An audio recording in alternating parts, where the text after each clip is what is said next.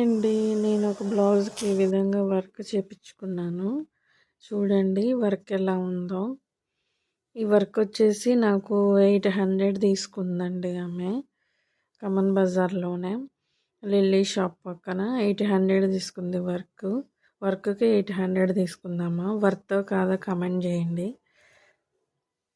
ఈ విధంగా ఉంది వర్క్. ఈ ఫ్లవర్స్ వచ్చేసి శారీ కలర్ అండి.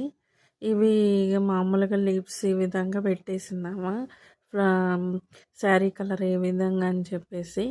హ్యాండ్స్కి వచ్చేసి ఈ విధంగా కట్ వర్క్ మోడల్గా చేసిందనమాట. హ్యాండ్స్ మొత్తం ఈ విధంగా ఉన్నాయి, కట్ వర్క్ మోడల్గా హ్యాండ్స్.